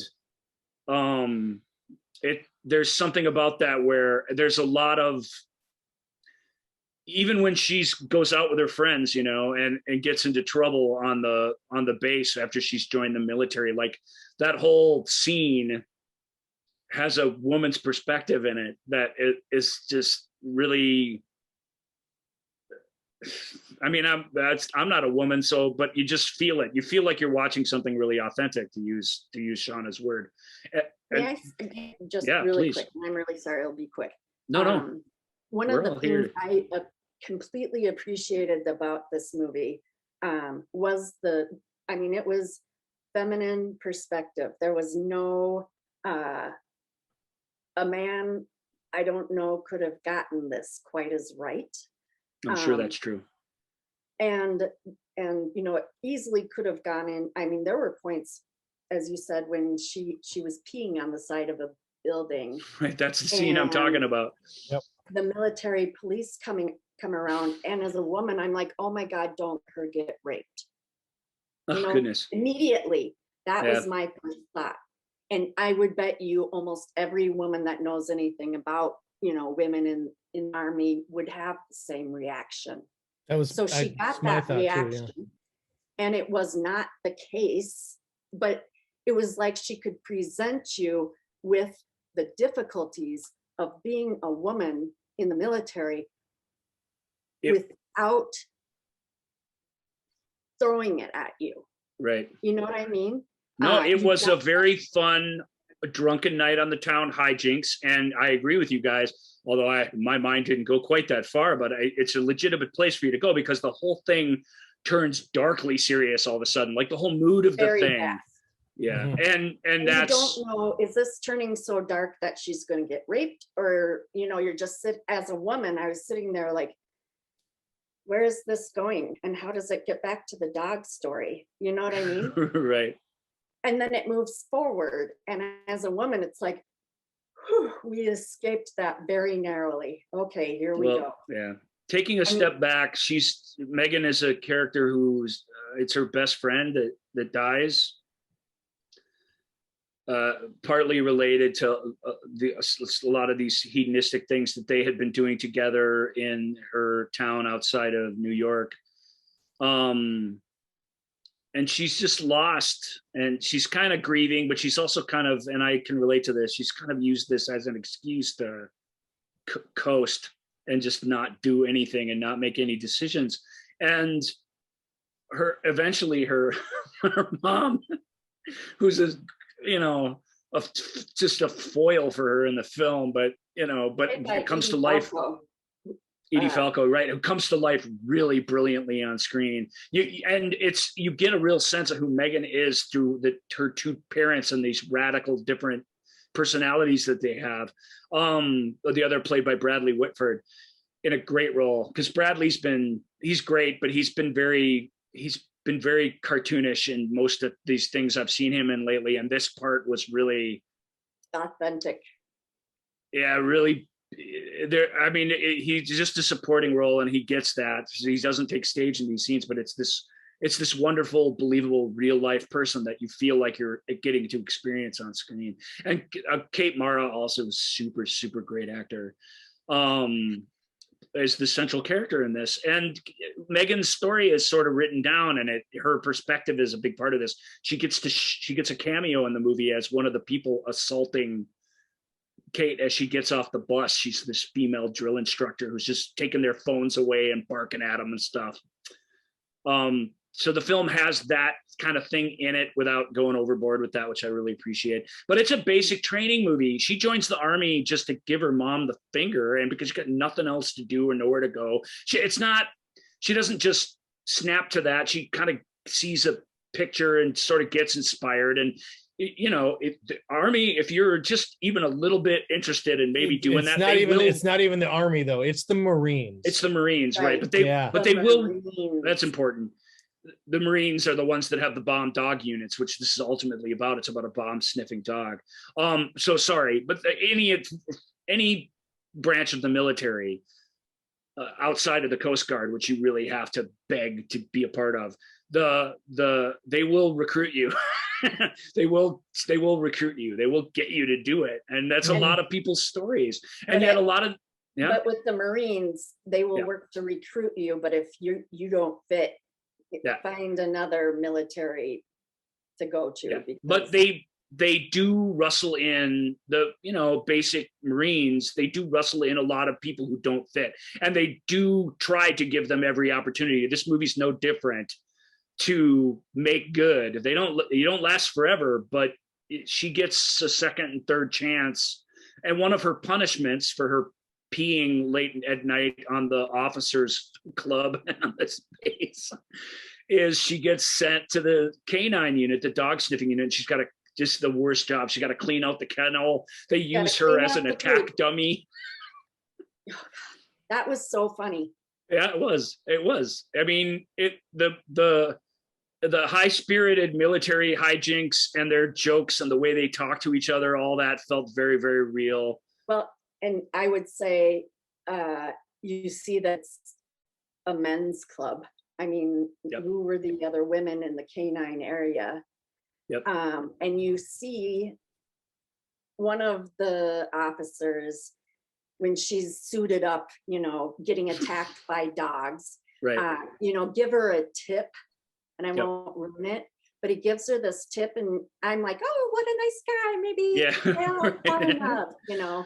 Although you do find out that that's an equal opportunity prank that they play on both men and women. I'm sure, but it's just funny given, you know, all men and one woman and all this. Oh, he's being kind to her. Yeah. And then you find out not so much. So you get to see kind of there are two key military relationships. The first one, I think they kind of happen at the both time. I guess the first one, there's three really, because Common plays this guy who's her, she eventually straightens up. She gets her marksmanship skills down. She starts scoring higher because working with these dogs, it makes her going, you know, how she says to somebody, how do I do that? Well, you have to be a good Marine, which you suck at this. So you're never going to do that. But she kind of gets it in her head. She's gonna.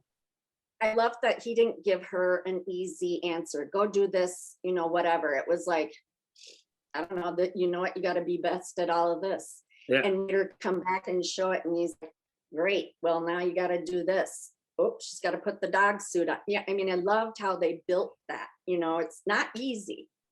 You don't, you know, test high and now you get to work with the dogs. It's. But she meets this dog, a particularly fidgety and aggressive one. And she sort of slowly has to kind of earn his trust. And then somewhere along the line, the dog, because it's, you know, got in, one of its handler basically gets injured and she takes over for him. Well, the dog injures the owner, or the the dog injures the owner. The dog does have some personality problems. Because he's a military dog, and because he demonstrates throughout the film, but even early in the film, that he's very talented at finding ordinances and stuff and these little drills that they run. They're going to let him bite a few people as long as he keeps doing that. You know, they want it, he's good. We got to make him successful at the, you know, to everybody else's risk. Tom Felton, who's been in the news lately, you all know him as Draco in the Harry Potter movies, but he's a really good actor. He plays this guy who he kind of walks her through it. He gives this really great speech about what it's like to go to war and everything. That's very sobering and kind of awesome. And then he's taking her through one of these obstacle courses, and he's like, nothing wrong with this dog. This dog's great. It's you. You need to be more assertive. You need to follow him. You need to let him sort of teach you. And you need guys to understand him. Right. What is he telling you? You need to listen to him. Yeah. You can do all these drills all you want, he said, but I can't teach you how to bond with a dog. You either can do that or you can't.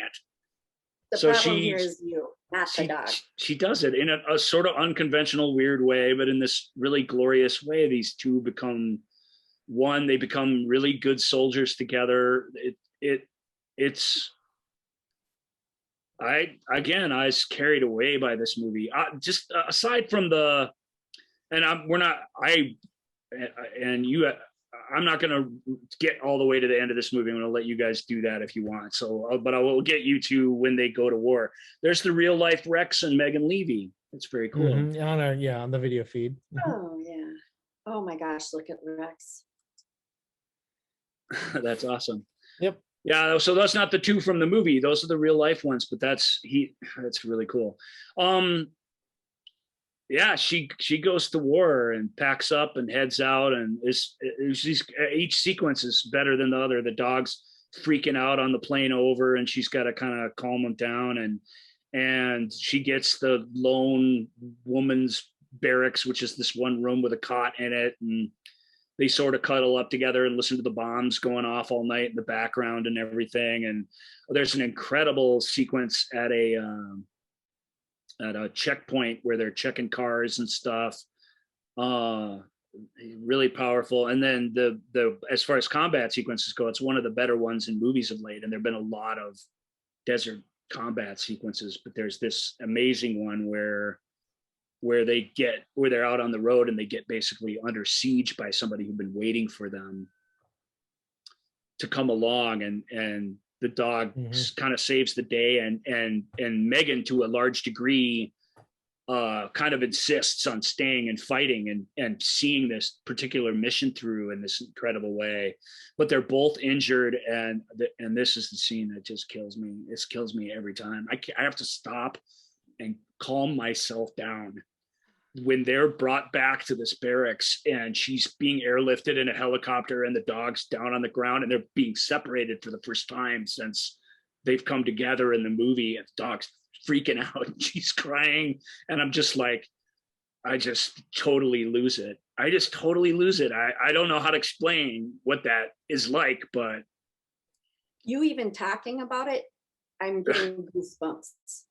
And this goes back to, again, just quick, sorry, the bond between a dog and their person, and the person and their dog. I mean, when there's that click, it's hard to explain. You know, you get married, you choose somebody to marry, and there's, you know, hopefully a wonderful bond and everything.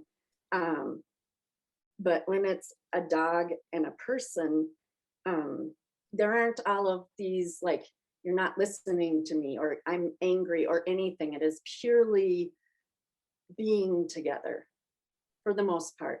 And then you add something as life-threatening as the military and searching out bombs. I mean, yeah, you can't even say anything. I wouldn't. But they're both war heroes in that moment, and all they just want to be together. They do not want to be pried apart. And they need to make sure they're both okay. That is their only focus. That's right. That's right. She's barking out instructions to them as the helicopter's taking off and kind of freaking out, and is like, no, you need to do this, and he needs to have this. It's just really remarkable. The film's a lot about getting over war. It's about those relationships that happen during war. There's human relationships sort of on the line too. It's about her falling into the trap that we see her falling into at the beginning of the film, which is she sort of uses her discharge and she puts in to adopt Rex when his service is done so that he can have a place to retire to, basically a home when all is done. She's not going to be going back overseas to serve anymore. And he's an aggressive dog. I mean, he is. That's shown in the movie and demonstrated. And the doctor, who's sort of this kind of villainous lady in the film, but She's the worst one in the movie. She's worse than the Iraqi bombers. You know, she doesn't get it, and she puts this, not adoptable, and but she is given a sort of reason to believe that about him, is in her defense. But I agree with you, Shauna. If there's a mustache twirler in Megan Levy, it's definitely that lady. But Common explains it better. He's like, what do you want? You want this dog biting somebody at a playground? You want it, getting scared? Dogs have postpartum stress just like people do. Yeah. And if you don't know what it's going to be doing, you can't just have it out in the world. At least here, we can watch over them in a way that makes sense. It's. And dogs are a big responsibility. You have to know, especially a dog that's been trained in the Army and that's their service, and it's very serious. These dogs are very serious, and any dog can have a very aggressive side. Right. They're animals. As a dog owner or a dog handler, in my opinion, you have to be aware of that tops. If you are one of those, you have to have responsibility, because you are responsibility for the consequences. The dog is not. Right.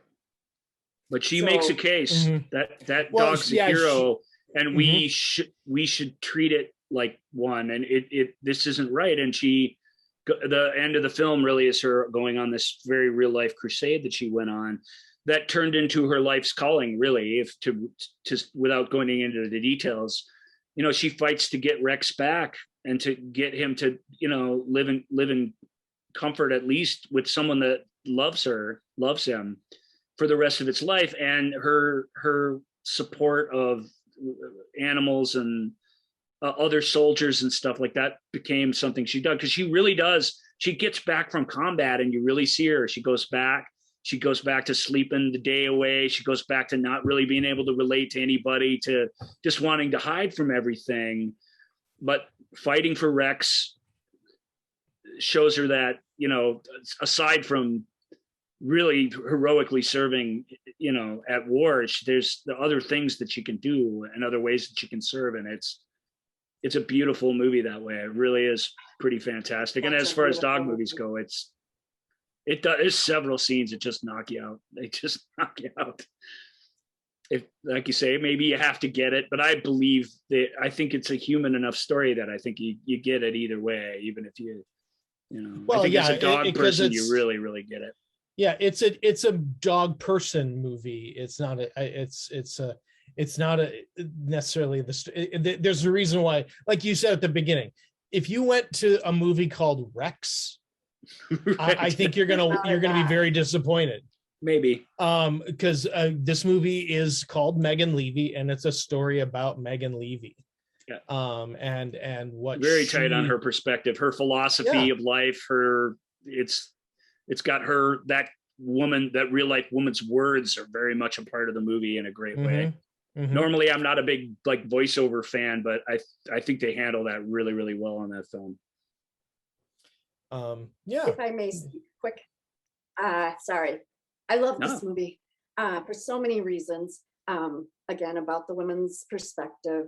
What I loved was the voiceover helped very much so, is that they moved through her life and what led her joining the Marines at a very rapid pace, which in general terms, you would feel rushed and feel like you didn't know enough. There wasn't enough character building. Yeah. But between seeing what a mess her life was, she gets fired because she shows up drunk. The job was a dumb job. But it was a performing at children's birthday parties and charities and like hospitals and stuff. And she was showing up drunk to it, like around sick and whatever children. And even her boss, when she fires, she's just like, and she wasn't. I don't think you really want to be doing this. You know, she tries to be all nice about it.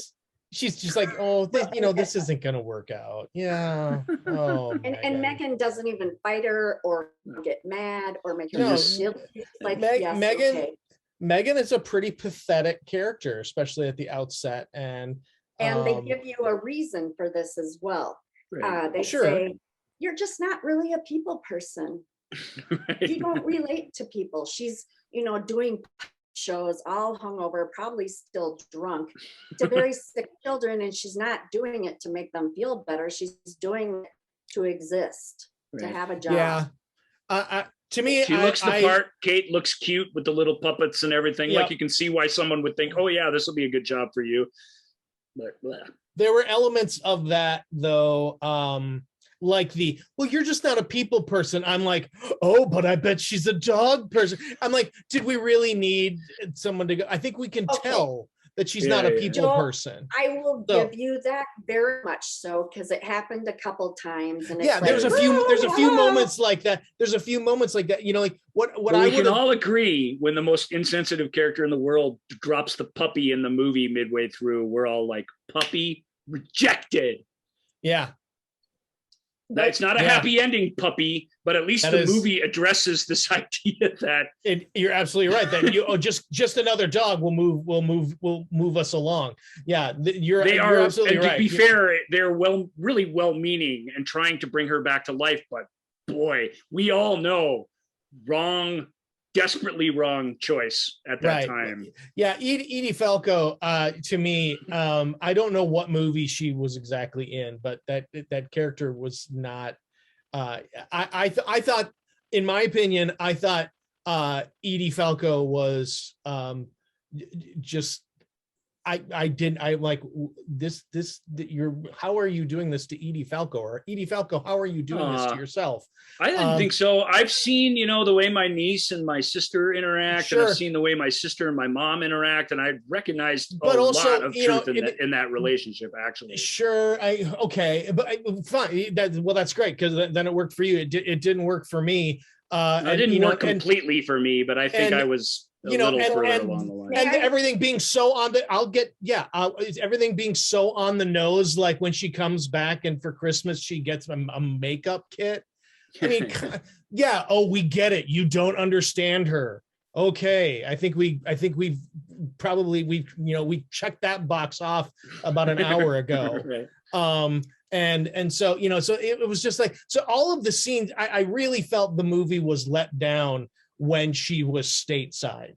You know, the scenes that took place in Afghanistan, and that, you know, and the relationships with the fellow soldiers, obviously the relationship with Rex the dog, you know, I thought that was really fleshed out, really. The film even has a romance that works pretty good. Absolutely, and doesn't feel tacked on. Does. So yeah, it does not feel tacked on at all. But you know, just and you know, and I loves me some Bradley Whitford, and I'm just like, oh, you took this part because you got that one speech, kind of, and it's like, you know, other than that, you know, and it's but he's not super helpful either. I mean, the movie's smart to show him as being a more understanding guy, but he sort of lets her walk all over him at the same time, which isn't getting her where she needs to be as a person. Yeah, there. I mean, and so in that sense,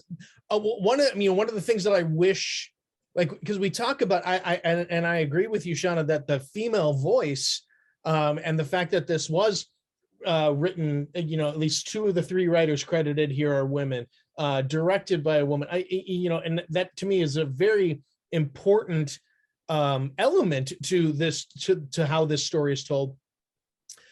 And to me, I kept wondering, you know, I kept going, you know, well, that's clearly what Rex needed. Rex needed that female energy. That's probably what was missing in his life, to you know, in terms of, you're shaking your head, you don't think that that's true at all. You think that Rex would have been fine with any owner?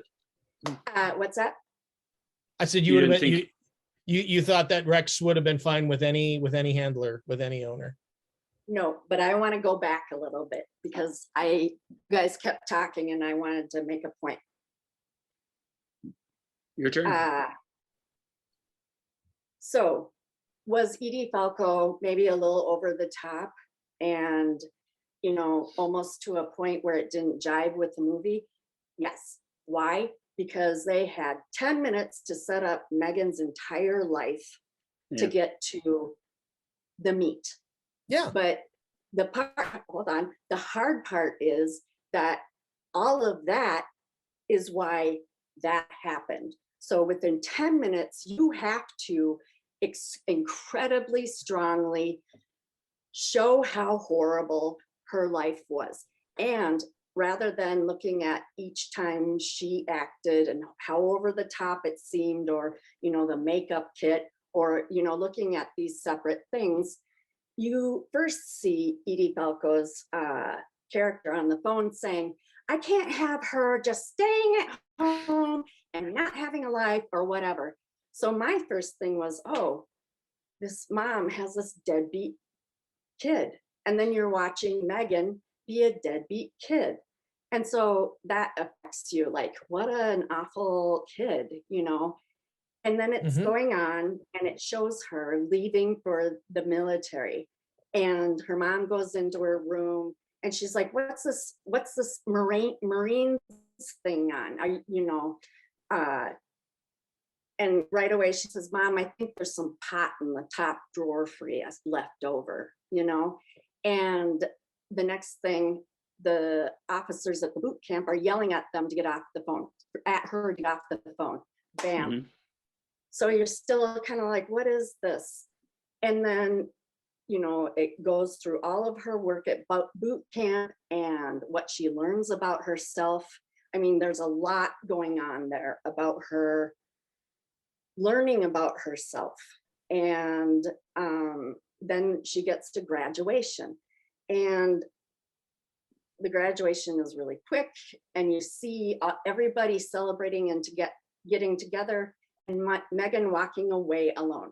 Again, not a people person, doesn't relate. I know that message they hit you over the head with, but then that kind of one time, and then you start noticing it. And then Edie Falco and the woman's stepdad come. They have completely missed the entire ceremony, the graduation. And then, you know, you start seeing, oh, well, I missed it. Oh, well, and then the stepdad comes up, and you can see he's just like, you know, not a strong character, and how the mom is. And then you see when Megan continues off the screen, oh, well, it's not like we didn't drive 400 hours to get here or anything. And all of this is very quickly building your impression, because you only have this time. And then they go and they have, you know, the wife is having a drink at the booth at a restaurant with her daughter, and the dad is at, you know, stepdad's at the bar, not paying attention. And you see this conversation between the mom and the daughter, and you find out that her dad didn't even make it.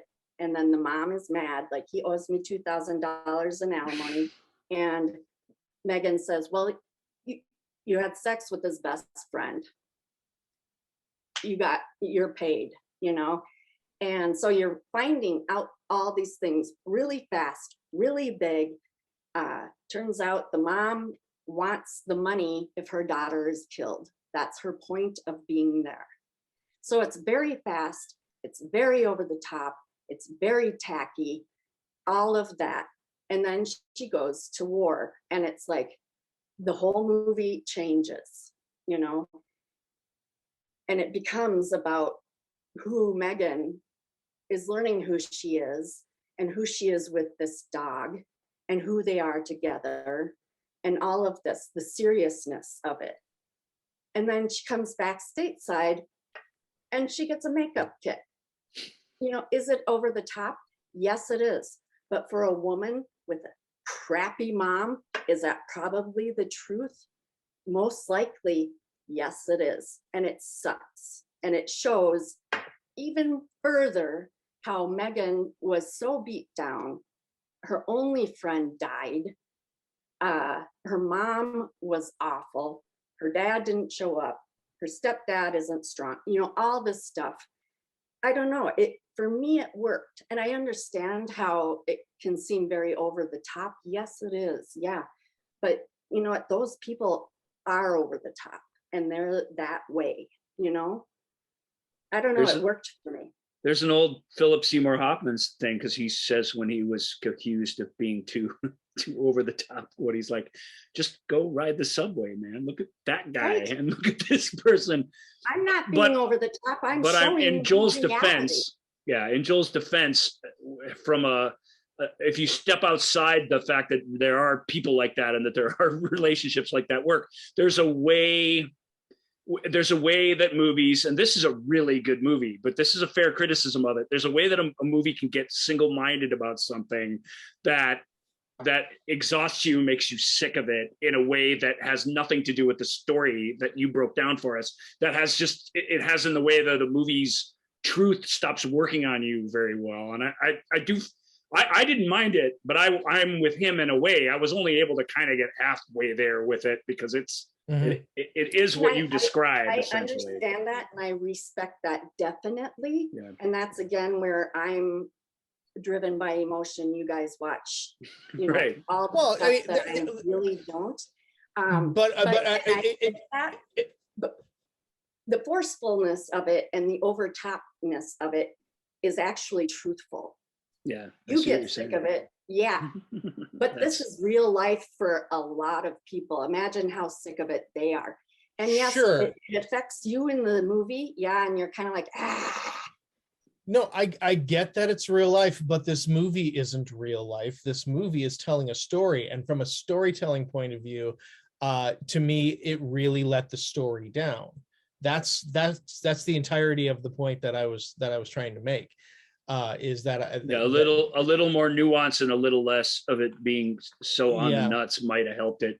That's hard to say though. Yeah. I know what Sean is saying too. You drive the point home because there's a point being made there, and it is. Megan was involved kind of in this movie, so there really is this.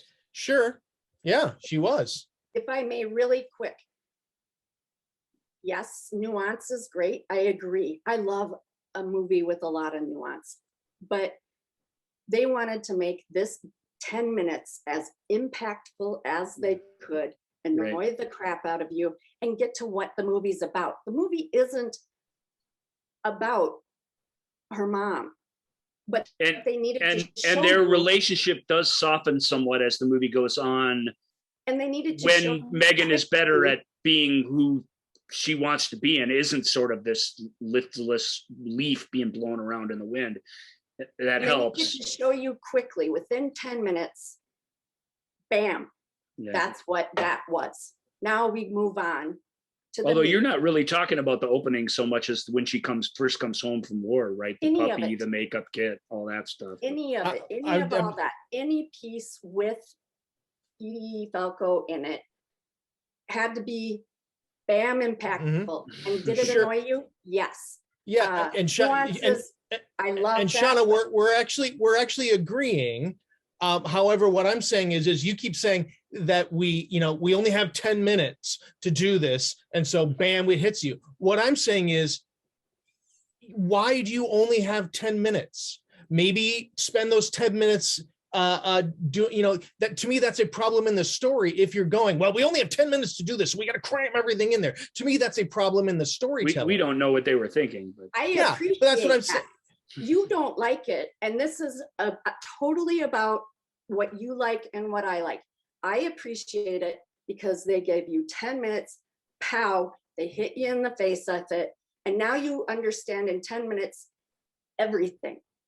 And then they move on to what is the story about. I loved that they gave you everything to the point that you were so annoyed. But then they had to, because that's not what the movie's about. It's about Megan.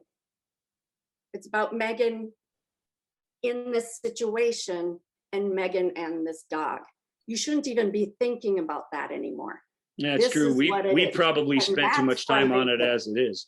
Mm-hmm. I don't want 20 minutes, 30 minutes setting up all this.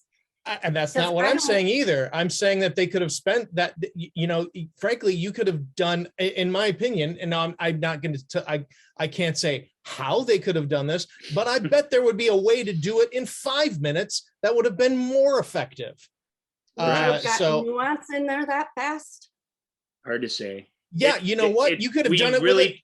We really try as a rule around here not to review something for what it's not. Yeah, it's good that you were affected by what it was, because it was a deliberate take, both from the actor, but on the page, that character and that whole mother-daughter thing was a barrel house of a thing. They did that. Well, it didn't happen by accident. That part we can be sure of. And it's why the story happened. Yeah. And I would also go on to a large degree, it is. I would say again, this is a woman's movie told by a woman, about a woman, directed by a woman.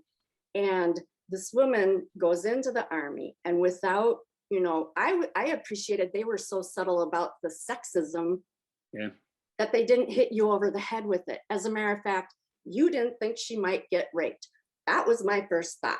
That Joel's too. So in anybody's face. I'm a bit of an innocent when it comes to that sort of stuff. So that wasn't shoved in anybody's face. That was beyond nuanced. That was beautiful, because the story's not about that either. They let it go to, she then, gets to go, she's going to go into Iraq. Well, are you going to get your panties in a pretzel because we don't let women go into battle? You have to stay at the checkpoint. Is that going to be a problem? No, sir, it's not. She does so well on her first one, where they didn't find a bomb in the car or anything. They wake her up at night and send her in on a mission that she finds all of these guns. Mm-hmm. The guys didn't do it. She did. She's not even supposed to be there. Why Rex is she did it. there? Because her mom is obnoxious. Don't forget it's a dog movie. Rex had a hand in finding the guns too. Well, sure. Yes, absolutely. But that team accomplished that. That's absolutely true. But that's what, to me, the first part shouldn't be nuanced. For our enjoyment, that's not what she lived. The nuance was all of the sexism that she experienced. They didn't hit you over the head with that in any way. In her story and in her book, she's very worshipful of Rex. She's very apologetic for the military, and she's ruthless with her parents. And the movie follows those exactly the same. But that shouldn't turn you off from watching Megan Levy. It's really, really good. No, absolutely not. It is defeated if it wasn't this good. Right. I'm going to watch it tonight again. Nice. You gonna make Jimmy watch it? Oh yeah, I already told him. Thanks for introducing me for it, even though you took the good movie. Well, it was part of why I wanted to do the show. Joel and I talked about this on an end of year episode where I was pretty effusive about it, but we felt like we could talk about it more, and good. And I thought it's a movie I love to share with people because I really think it's tremendously moving. From a bond with a dog and a person story, I really think it gets that part. It just nails it every time. That's a thing. And that's a thing, constantly throughout. It's an amazing dog story, and it's just an amazing story. Yeah. I mean, it really, for me, sorry, Joel, I didn't mean to come down so hard on you. Women's rights and all, Yeah, get with the program, Joel. Let me talk. Let me talk. I'm backing it up. But anyway, I loved this movie. I love this movie. And thank you. I mean, this was awesome for me. Sure. Yay. And I love you, Joel. I love you, Joel. I love you too. I love you, Shauna. Okay. Yeah. I hate all of you. Well, yeah. Because Ryan's not a people person. All right, folks. Bring on the dogs. Bring on the dog. Here, I'll tell. Well, I hit the wrong real button. Quick. This will be a nice way to end the show instead of talking about dog trends in Hollywood. Boom. Well, who's that up in the corner with you, giving you a kiss? Yeah, that's my dog Merle, who has since passed on several years ago. But my wife happened to catch the moment that Merle chose us. I had been picking up all the different corgi puppies, and this one was kind of frisky and kind of just aloof, and picked it up, and I looked at him and he looked at me, and equal parts frisky and aloof his whole life. Yep. I can attest to that. Yep. And he licked my his dog. Yep. Yeah, I picked him up and I looked at him, and he licked my face, and we're like, yep, this is him. So that's Merle. And then I don't know if we have, let me get out of the way here so Shauna can introduce us to. Yeah, we've seen those guys running around in the background. But that's a great one where they're just using your face as a bed. First of all, I love to nap, and so do my dogs. And Rudy, like, his head was on my face. And I didn't even notice. I didn't wake up or anything, and Jimmy took the picture. It was really funny. But I have a story that I want to try to make really quick. I'm sorry, I know I have go ahead. Problem with that. So we tried to talk my husband Jimmy into getting a dog, my son Lou and I, for 6 years. No, that's the dumbest idea ever, and he'd had a dog Lou and I never had. And turns out he was traveling with his job all the time. I was working full time, and now I understand why that was a really stupid idea. But then he got a job in Cleveland, and we were in the process of selling our house and packing up and moving here. And Lou was just a mess. He was so anxious and sad, and I mean, it was horrible. And so I went out to lunch with Renee Smith, and Renee knew how much Ryan knows Renee. We went to high school together. Renee knew how much we wanted a dog and the whole process. And we went out to lunch, and Renee looked at Lou and she said, ask your dad for a dog now. I bet you'll get one. It Renee, just nice. sent the wheels spinning. Yeah. And so Jimmy was already working in Cleveland and living here. And we flew to Cleveland. We get to the airport, and you take this escalator down, and that's where people will wait for you or whatever. It's the baggage claim. At the end of the escalator, there's Jimmy standing, all excited to see us. And Lou looks up at me and he goes, can I ask him? I'm like, go ahead. He runs down the escalator, runs up to Jimmy, gives him this huge head hug and says, I love you. Can we get a dog? And Jimmy just looked at him and went, okay. So that's how we got Louie, which is the boy dog who's 4 now. Excuse me. We got him as a puppy, and he is Lou's best friend. That dog got him through, the toughest thing in his life, leaving his life in Minnesota and moving here. And he was miserable. He is a very shy person. And he was miserable for the first year. And the only thing that made him feel better was coming home and this unconditional love of this dog. Yeah. I fed the dog. Rudy loves me, loves Jimmy, but he's Lou's dog. So this happened. And over time, Jimmy began to love this dog as much as any of us. And I wanted another dog. And I was like, oh, how am I gonna get this approved? And I was like, Jimmy's never gonna say yes. So I go to him and I say, Jimmy, we need another dog. It's like, stop, no. I'm like, no, we do. I said, I'm home with Rudy all day. I mean, he's a huge part of my life. When he passes, when he is gone, I don't know how I don't know how I'm gonna deal with that. That's all I said. Okay. So, and I said, and I want a girl because you're a boy, Lou's a boy, Rudy's a boy, I want a girl. Well, plus boy girls and dog girls typically get along a little bit better than dogs of the same sex. It depends on the dog, but in general, that's a relationship that's a little more easily merged, right. Even when they're fixed, or even when, they take to each other in a more harmonious way, a little easier for the most part. So, and I don't think I think boys are generally more alpha kind, you know what I mean? And if there's two, that doesn't do well. So as it turns out, Lou was really angry and did not want a second dog. And we just eventually just did it. And now we got Posey, my dog, and she is my dog and I am her person. Mm-hmm. And now he loves her. And Lou and Jimmy just loves these dogs. And even today we're out walking. He's like, we need a third beagle. We need to rescue a beagle. So who knows, but Jimmy needs his dog and he wants to be a dog's person. Nice. Well, it leaves me about 20 seconds to tell my dog story.